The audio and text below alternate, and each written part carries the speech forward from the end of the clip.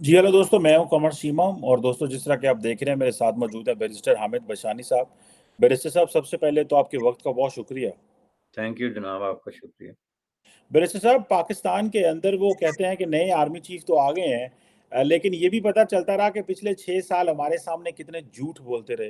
اور یہ بھی پتہ چلتا رہا کہ سارا ٹائم یہ جھوٹی باتیں ہمیں بتاتے رہے، جھوٹی ہائبرڈ رجیمز چلتے رہے۔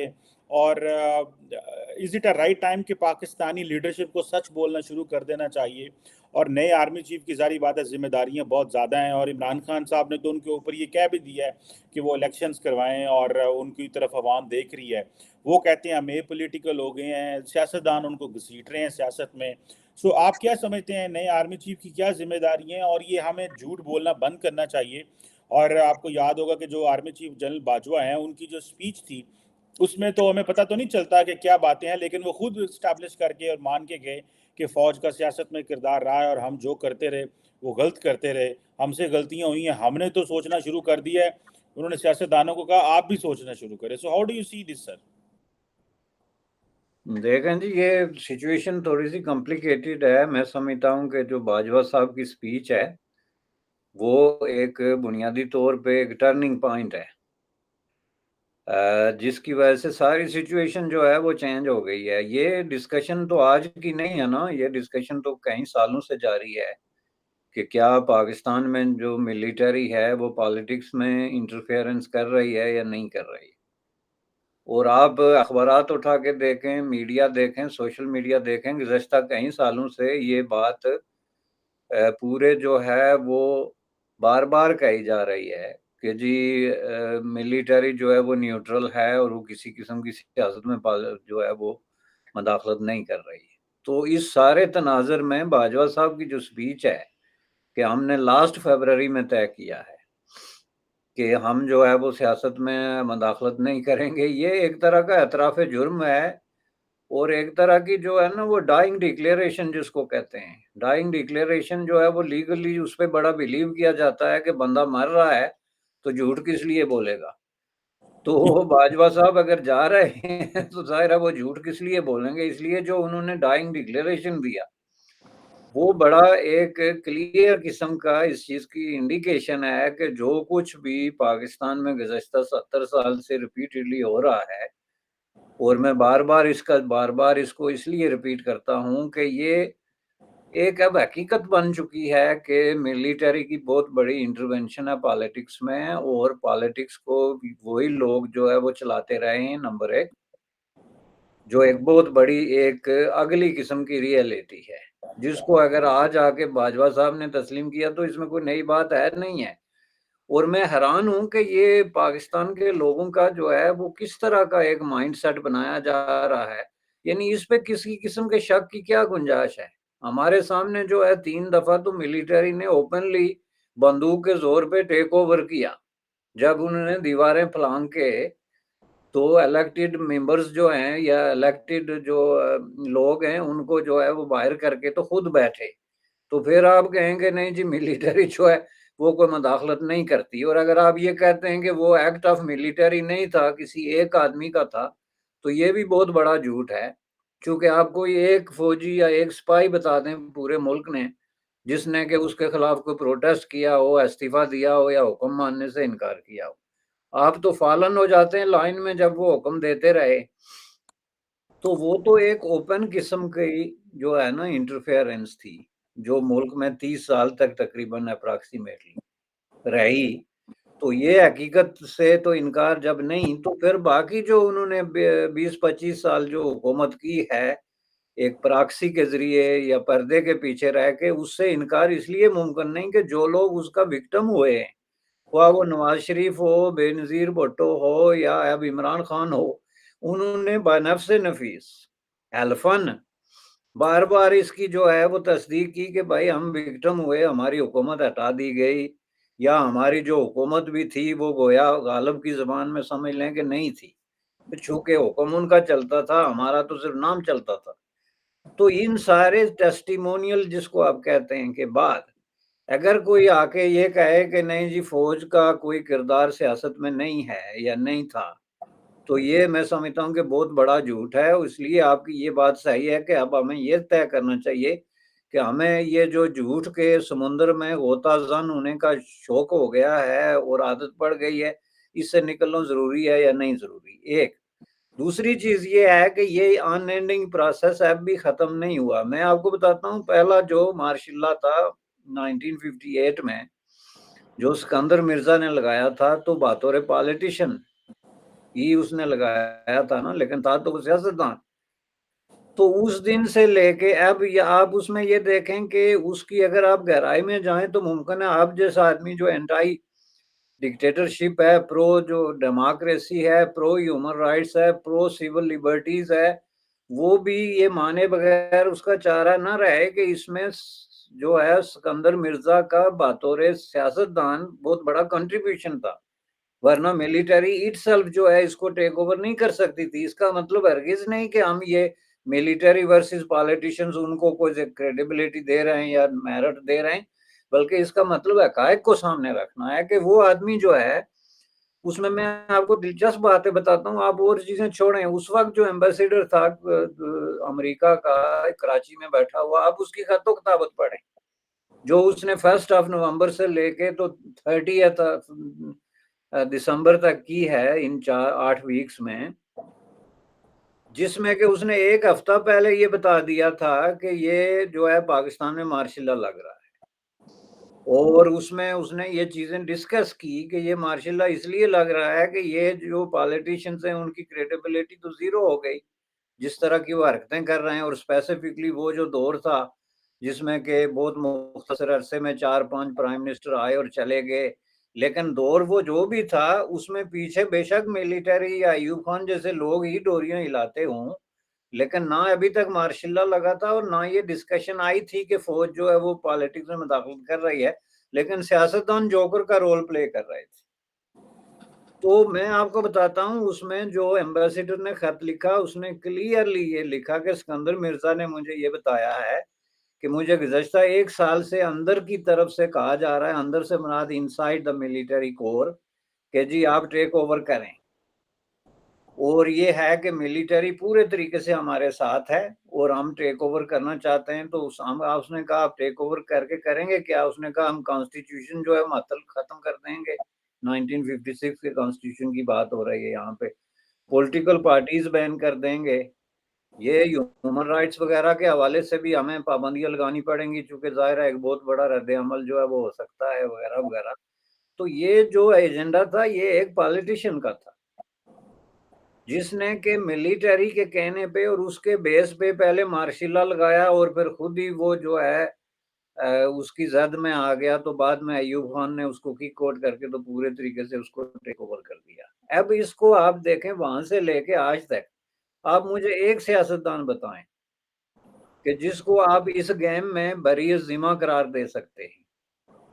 جس کا مطلب یہ ہے کہ اگر ملٹری پاکستان میں انٹرونشن کرتی رہی تو اس میں پالیٹیشین ایز ویل ایز آپ کی جوڈیشری، اور جوڈیشری تو اسی کیس میں سامنے آ گئی نا، وہ تو وہ اس میں کہانی ہی کوئی نہیں رہی۔ آپ وہ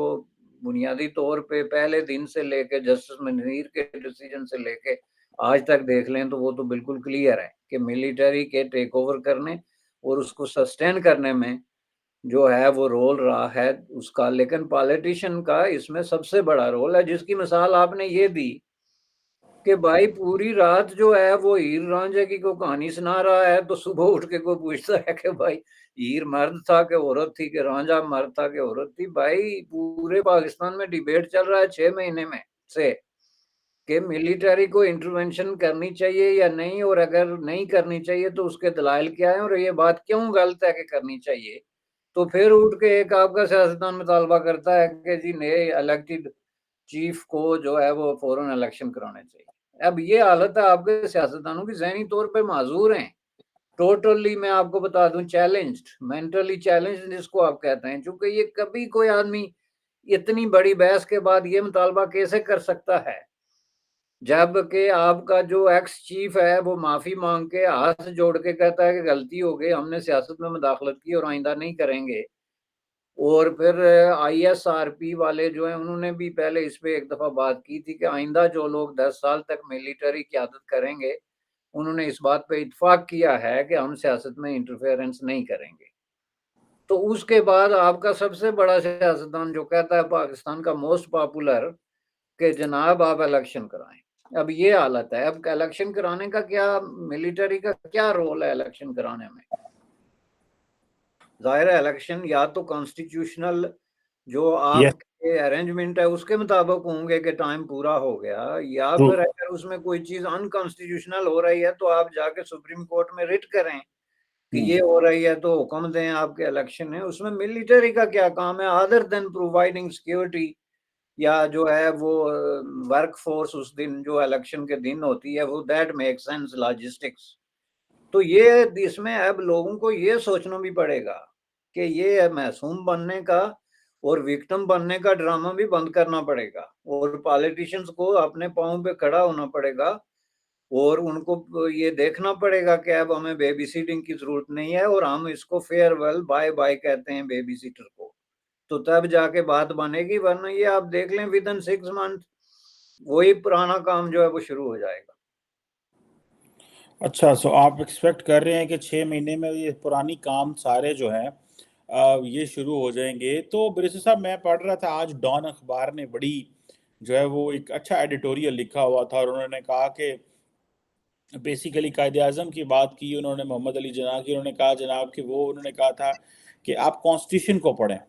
اور جو کانسٹیٹیوشن کی جو کانسٹیٹیوشن اور لیگل امپلیکیشنز ہیں اس کو دماغ میں رکھیں اور اس کو ویلیو دیں. اور انہوں نے کہا کہ جو ایگزیکٹو اتھارٹی ہے وہ ہیڈ آف دا گورنمنٹ سے نکلتی ہے, اس سے فلو کرتی ہے, اور جو آرمی چیف ہو یا فوج ہو اس کے جو بھی آرڈرز ہونے چاہیے ان کو یہ ذہن میں رکھنا چاہیے کہ جو آپ کی جو سینکشننگ اتھارٹی ہے وہ chief executive of the country ہے. آپ سمجھتے ہیں, ہم نے ایک بات سنی تھی کہ آرمی چیف جنرل باجوہ بڑے ڈیموکریٹک جنرل ہیں. ابھی آسم صاحب کے بارے میں بھی یہی کہا جا رہا ہے یہ بڑے ڈیموکریٹک جنرل ہیں. آپ کیا سمجھتے ہیں کہ پچھلے آرمی چیف نے ہائبرڈ سیٹ اپ دیا, آپ سمجھ, اور ان کو پتہ چل گیا کہ یہ غلط ہے, اور سننے میں آ رہا ہے کہ یہ جنرل آسم جو تھے he was one of those people جنہوں نے یہ کہا کہ ہمیں اپنے آپ کو اس پروسیس سے علیحدہ کرنا چاہیے. اور سننے میں آتا ہے کہ جنرل ساحر شمشاد مرزا جو تھے انہوں نے یہ کہا تھا کہ ہمیں اپنی عمران خان کے ساتھ بھی لائن آف کمیونیکیشن اوپن کرنی چاہیے. تو جنرل آسم نے یہ سننے سے آتی ہیں باتیں, ڈفرینٹ سورسز سے پتہ چلتی ہیں. تو جنرل آسم نے کہا کہ اگر ہم نے اے پولیٹیکل ہو گئے ہیں تو پھر ہمیں لائن آف کمیونیکیشن کیوں رکھنی ضروری ہے. تو آپ کیا سمجھتے ہیں جو قائد اعظم محمد علی جناح نے باتیں کی, جو ڈان نے آج کوٹ کی کہ جو executive authority that comes from the head of the government, اور دین پھر یہ جو پرائم منسٹر یہ جو آرمی جو پچھلے چیف صاحب تھے ان کو بھی ڈیموکریٹک جنرل کا, چلو انہوں نے ہائبرڈ سیٹ اپ دے دیا. ڈو یو ایکسپیکٹ کہ یہ جو آرمی چیف ہیں یہ پچھلے سبق سیکھ لیں گے اور یہ بہتری لے کے آئیں گے اور اس طرح سیاست میں انٹرفیئر نہیں کریں گے, اور جو آپ کہتے ہیں کہ ان کو گھسیٹ لیا جائے گا, اس کو آپ کیسے دیکھتے ہیں کہ یہ جنرل جو ہے یہ دور رہنا چاہتا ہے؟ تو آپ سمجھتے ہیں کہ یہ دور رہ پائیں گے, یا کہ آپ سمجھتے ہیں کہ جس طرح آپ نے یہ بھی بات کی ہے کہ یہ ان کو کھینچ لیں گے, تو اس کو پھر آپ کیسے دیکھتے ہیں؟ لیکن یہ ذہن میں رکھیے گا کہ پچھلے جنرل صاحب جو تھے یہ سپورٹڈ ڈیموکریسی لیکن ہائبرڈ سیٹ اپ کے لیے, سو ان کے پاس تو وہ بھی چوائس نہیں رہ گئی ہائبرڈ کے لیے. آپ نہیں سمجھتے کہ ہمارے جنرلز کے لیے بھی چوائسز کم ہوتی جا رہی ہیں when it comes to even being directly part of the setup? دیکھیں جی, یہ پہلی بات تو قائد اعظم سے جو آپ نے شروع کی نا جی, قائد اعظم نے بالکل یہ بات کہی ہے, اور وہ اس کے بہت سارے جو ہے وہ شواہد موجود ہیں. انہوں نے اس کو بڑا زور دے کے کہا کہ, اور اگر قائد اعظم نے تو کہا چونکہ اس لیے کہ وہ کانسٹیٹیوشنلزم کی بات کرتے تھے, لیکن اگر انہوں نے نہ بھی کہا ہو تو ملک کے اندر آپ نے جو ایک سیٹ اپ بنا کے اب بیٹھے ہوئے ہیں, اس کے لیے ظاہر ہے ایک گائیڈنگ ڈاکومنٹ ہے نا, ایک لکھائی پڑھائی کے میں آیا ہوا ایک سسٹم ہے جس کو سامنے رکھ کے تو آپ ہر سوال کا جواب وہاں سے جا کے ڈھونڈتے ہیں, جس کو کانسٹیٹیوشن کہتے ہیں. اور کانسٹیٹیوشن میں یہ کلیئرلی ڈیفائنڈ ہے دنیا کے ہر کانسٹیٹیوشن کی طرح, اور اس کے مقابلے میں خواہ وہ آپ امریکن کانسٹیٹیوشن اٹھا کے دیکھیں, انڈین اٹھا کے دیکھیں, کوئی اور ریٹن کانسٹیٹیوشن آپ دیکھ لیں, تو اس کے حساب سے کلیئرلی ڈیفائنڈ ہے بھائی کہ آپ کی ایگزیکیوٹیو کیا کرے گی, آپ کی جو ہے وہ لیجسلیچر کیا کرے گی, یہ اس میں کوئی ابہام ہے ہی نہیں کہ جس کی وجہ سے کوئی غلط فہمی ہوگی، یہ تو بالکل کلیئر ہے۔ اور اسپیسیفکلی کانسٹیٹیوشن میں جب بہت ساری چیزیں جو ہے وہ کلیئر ہو گئی، پالیٹیشنز کو جب یہ پتا ہے کہ کانسٹیٹیوشن میں سب سے جو سپیریئر اور آپ کی جو فائنل اتھارٹی ہے وہ لیجسلیچر ہے، تو گزشتہ 3 سال کے دوران لیجسلیچر کے ساتھ جو سلوک کیا گیا اور اس کو جس طریقے سے ٹریٹ کیا گیا اور جس طریقے سے اس کو عضو معطل جس کو آپ کہتے ہیں بنا کے پیش کیا گیا، وہ اس بات کا ثبوت ہے کہ یہ پالیٹیشنز خود جو ہے وہ دیکھتے تھے اسی طرح کی قوتوں کی طرف انسٹیڈ آف جو کانسٹیٹیوشنل ارینجمنٹ ہے اس کو وہ کرتے۔ چونکہ آپ نے کوئی بھی کام کرنا ہے، اب آپ کا جو سوال ہے کہ کیا وہ مداخلت کریں گے یا حالات واپس جائیں گے وغیرہ وغیرہ، یہ ڈیپینڈ کرتا ہے کہ پالیٹیشنز جو ہے وہ اپنی جو حرکات و سکنات ہیں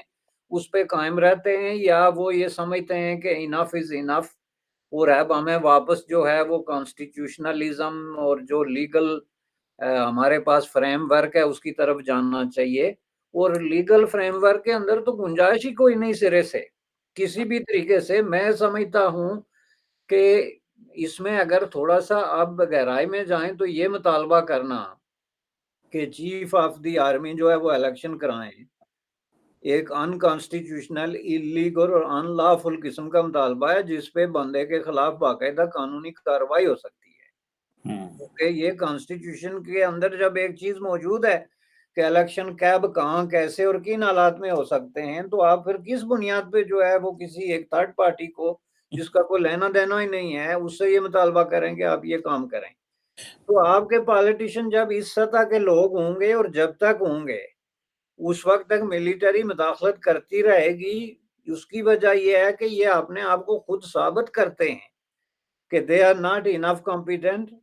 یا ان کو اپنے آپ پہ اور کانسٹیٹیوشن پہ ان کا کانفیڈنس ہی نہیں ہے،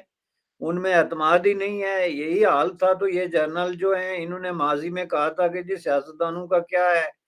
کہ ہم جب ان کو بلاتے ہیں تو دم ہلاتے ہوئے آ جاتے ہیں جب ہمیں مرضی ہے، غالباً جنرل ضیاء نے یہ کہا تھا،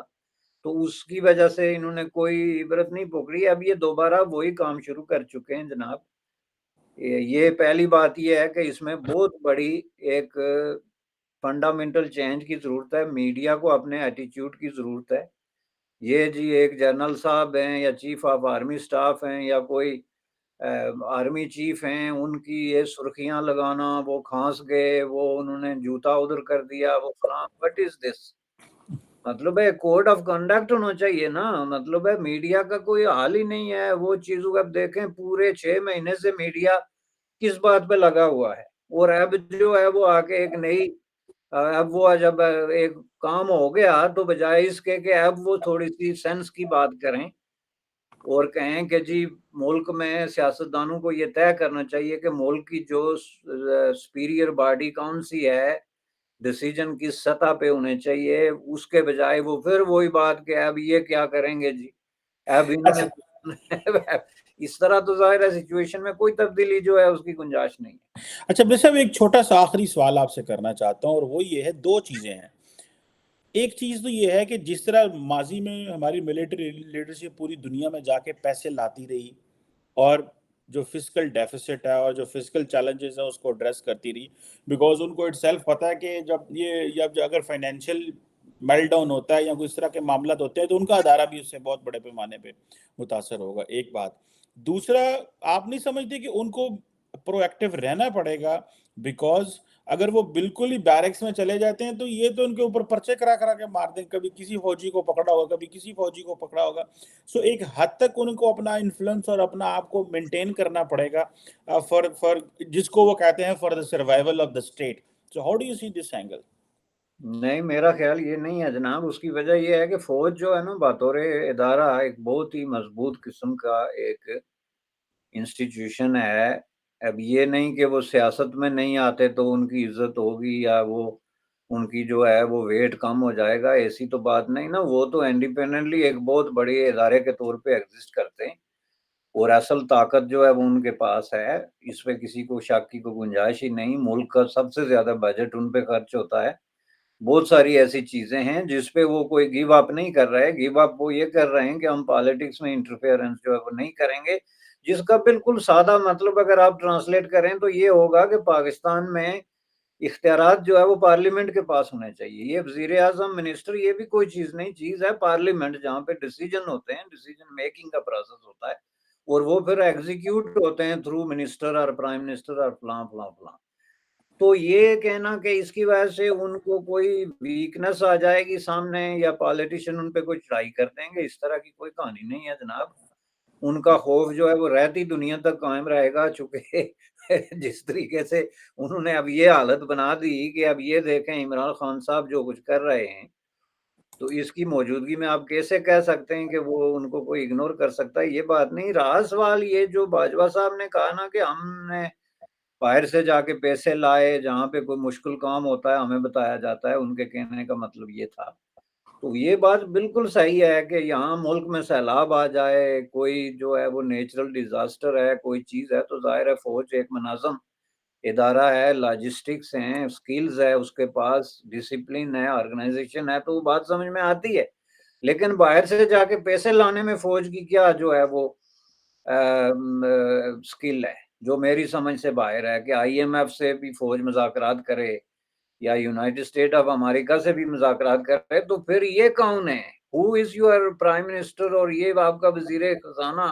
اور وزیر خارجہ کون ہے؟ اس کا مطلب یہی ہے نا کہ یہ لوگ پھر آپ نے دکھاوے کے لیے رکھے ہوئے ہیں.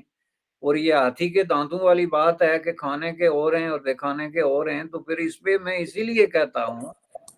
کہ آپ نے اپنے پالیٹیشنز کو بتانا ہوگا کہ گرو اپ گائز، پلیز گرو اپ، انف از انف. آپ لوگوں نے اگر پالیٹکس کرنی ہے تو کانسٹیٹیوشنل پیرامیٹرز کو سامنے رکھتے ہوئے کریں کہ کون سا ادارہ جو ہے وہ مقدس ہے، کون سا ادارہ سپیریئر ہے، اور کس ادارے نے کیا کام کرنا ہے. ہم یہ نہیں کہتے کہ آپ جو ہے وہ